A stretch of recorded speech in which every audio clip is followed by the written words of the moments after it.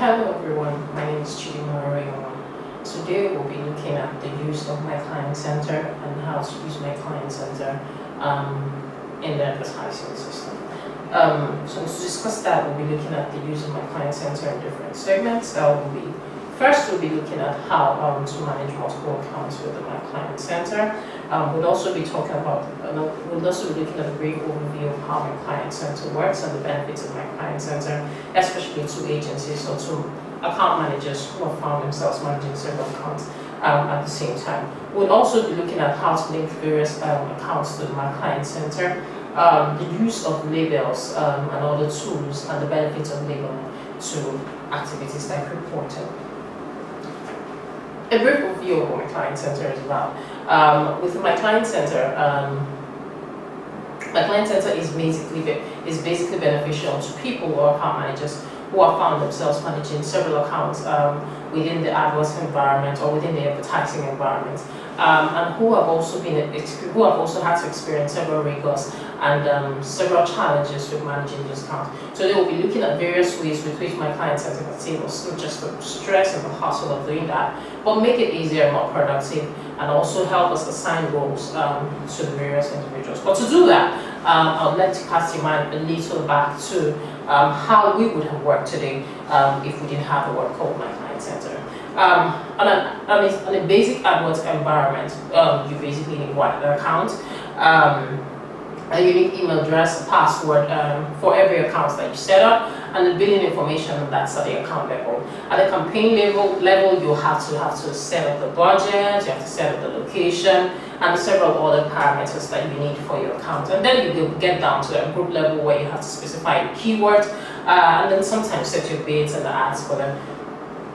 And then upload your advertisements and your ads for the campaign. So basically, in a typical advertising environment, you have to deal with setting up account information for every account that you manage. So assuming you have to manage, say, 10 accounts at the same time, and you have to be in the know of every of the activity around the accounts. Now, typically, without the My Client Center, what would usually happen would be that you have a single separate email and separate password for every account that you have to manage. So if you're managing XYZ account and you're managing ABC account, you have to have, say, abc@adwords.com, xyz@adwords.com email addresses and passwords to go with it before those accounts can be effectively managed. Now, is that stressful? I think so. Today, we'll just be talking about how the MCC can help save us the time, the stress, and perhaps the hassle of having to do all that. So what really is the MCC? I would like to define or describe my client center as an account, my client center account as an umbrella account, which includes multiple individual accounts, where you can actually manage different individual accounts and nest them together to have a single management console. The good thing about my client center, again, is, like I said earlier, it saves us all the hassles of having to remember several email addresses and several email logins and passwords for various accounts that we manage. With the My Client Center, or with the MCC, like what we call it, we have the different accounts nested under one umbrella account called the MCC in this case. And with the AdWords campaigns campaign, all AdWords accounts can actually be nested. With the MCC, you can actually have as much as 5 AdWords accounts nested under one umbrella account. And then there aids not just management, but administration, control, and the rest of them. So what are the several benefits of my MCC? The MCC comes with a lot of benefits, but most common of them is the ability to have access to several accounts with just one single login. So primarily what this implies that you have one single login, it could be anything, and then you have one single login and you have access to all these accounts that you manage. Secondly, within my client center, you can also link several client accounts to a single account, and then have them managed. For instance, assuming you have a client, or assuming you have a customer or client who needs you to manage their account, or who's had an account set up on a separate account, but then needs you to come in and manage their account for a bit. You can have that account linked to your My Client Center account, and then have it managed for the period of time that the account needs to be managed. Afterwards, your customer or clients can unlink you or unlink the client and the MCC from their account. Now, what does that do? It saves the hassle and it helps the customer or your client feel secure enough to not have to share their email access or their email address and password. And still, you have the access to, or enables you as an account manager to manage their accounts and still be effective with their account management. So some of the benefits of the My Client Center, like I said earlier, is the use of single login access to all clients' accounts. You can also link several accounts to you can also link several clients' accounts by sending an invitation or a link request to an existing client, and then you can have the account managed. Another benefit of the My Client Center is the ease at which you can manage billing and control access of your various employees or your various clients within the account setting. You can also nest multiple MCCs under a single NCC. You can nest as much as 5 NCCs under a single NCC account and still be able to grant access to these various MCCs to the various individuals. But best of it all is reporting. Do I love the reporting part of it? Yes, I do. Within My Client Center, you can actually pull as many reports, have reporting done with ease, and with, again, the whole idea of it is to have everything under one umbrella account where you can actually gain access from one account to the other, from one platform to the other, grant different access to different people, and still be able to manage your account effectively without any form of challenge or display. So how does this whole MCC thing begin? To get an MCC account is simple. All you need to do to have an MCC account is to visit www.google.com/adwords/MCC, and then you sign up for a new MCC account. Usually I would recommend that you begin, or you sign up for it, especially if you manage an agency. I would usually recommend that you sign up for an MCC account with keywords MCC at your organization.com. I would also like you to note at this point that you cannot use an existing AdWords account to create an MCC account. You would have to need, or you would need to create a completely different account. So to give you an example, I work with an agency, and when we started off as a single account management. Actually, we never really knew that we never really saw the business in advertising coming. So yeah, it was just a case of one company coming to us to help manage, and yeah, because we had this AdWords specialist in-house, we thought, hey, why can't we take business? So yeah, we decided to set up an account called agency at Discussio.com. But over time, we saw the flow of traffic and the flow of customers, and we also realized the difficulty in managing the several accounts individually. And when the MCC we came to know about the MCC, we decided to create an MCC account. Would we have loved to call it agency at Discussio.com? Of course we would have. But because the challenges of setting up an MCC account with an already existing account, we had to create an MCC at Discussio.com. So today, our parent MCC at Discussio.com. So let's take a look at Dave's agency, for instance. Assuming Dave runs an agency, then Dave can access all clients' accounts under a single MCC with a single login. But then Dave has these different account managers, all these different individuals within his company, say Michael, Helen, and Susan. Assuming these 3 people have to manage different accounts. So say, for instance, Susan is an expert in the FMCG industries and just understands how advertising in the FMCG industry works. But Helen, on the other hand, understands mainly how the manufacturing sector, or how advertising and branding is handled within the manufacturing sector. Now, if Dave's agency has customers within those various industries, and he really needs specialists, not just advertising specialists, but specialists within these various industries to be able to manage this account effectively, I would say that the way they would handle that is they would have to grant various access to Helen, to Michael, and to Susan.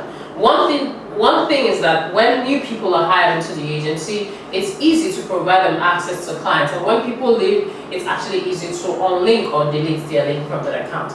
As the administrator, Dave can actually grant different levels of access to the different people within his team and still be able to have the level of control and management that he requires as the agency manager or the top level agency or the top level consultant within the agency. For Michael, he decides to grant the administrative access. What does this mean to Michael? What does this do for Michael? Pretty much, this pretty much means that for Michael, several things Michael can actually do within the environment, similar to what an administrator like Dave can also do. Dave chose to make Michael an administrator, so this pretty much means that Michael can share various MCC accesses to employees just like Dave. Michael can also revoke access from employees should they decide to leave the organization or should they decide to move on pretty much. Michael can as well grant access to new employees as they come on board or as new employees are hired. Michael can grant access to the MCCs to these various employees. And finally, Michael can control different levels of access for the different employees within the organization. So pretty much a bulk of what a Dave would do, Michael will also be able to do at the same time. So assuming Dave moves on to Helen and decides that, okay, because Helen, I don't need you to have access to everything and necessarily not control, he decides to grant Helen the standard access. What does the standard access allow Helen to do? With the standard access, Helen can make changes to various campaigns within the accounts that she's allowed to manage or the accounts that she pretty much has access to. Helen can also grant email-only access to new employees, assuming a new employee is hired. Say, assuming Susan comes on board a year after the agency has been set up. And because Susan is a new hire, we need to start her off first by making her go through, understand, and see how pretty much everything is set up without necessarily having to make any form changes. Helen can go ahead and grant Susan an email-only right. What does the email-only right do for Susan? The email-only access or the read-only access allows Susan to actually have only view-only access to accounts that she's allowed to have access to. The whole idea of this is access, access, access. The point access here does not necessarily mean that because Susan has been granted the read-only access, she can actually go in and read everything. Of course, you can decide to say, okay, you know what, I want to grant you read-only access to XYZ campaign within the same MCC or XYZ account within the same MCC account. This doesn't necessarily mean that Susan gets to see everything within the MCC. She only gets to view those accounts that she has been granted access to. Susan can also run reports on those accounts on weekly, monthly, or the yearly basis, like she chooses to. Now, a typical MCC dashboard will give you will give you basic information on how each account or each MCC's performance is. Say for instance, you sign into your MCC and you need to have a basic overview of what everything or the activities within the MCC.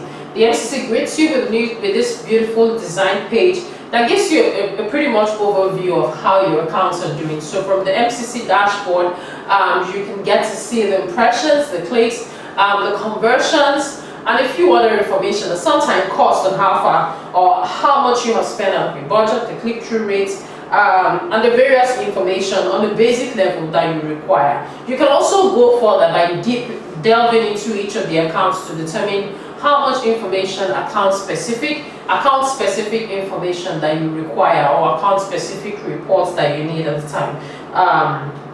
You can go ahead and do that. You can also decide to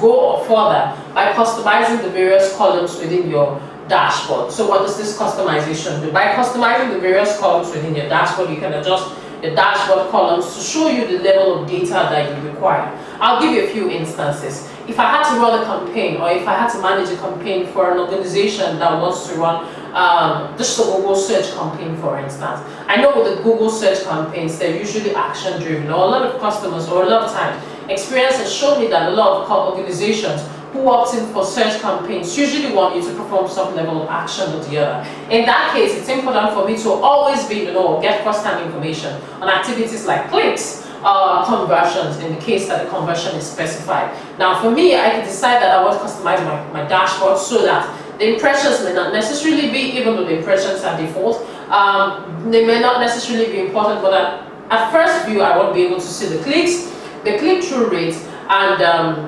how those clicks have actually converted or led to some level of conversions that I have defined. In that case, my dashboard column will be customized such that at the first point of view, I should be able to see my impressions or the impressions that a campaign has generated so far, the clicks that have resulted from those impressions, the conversions that have come from those clicks, and perhaps how much I have spent on each of those clicks, or the click-through rate, the click-through the conversion rate, and whatever it is else that I need to know. about the campaign. So I can go ahead and set up my columns to show me all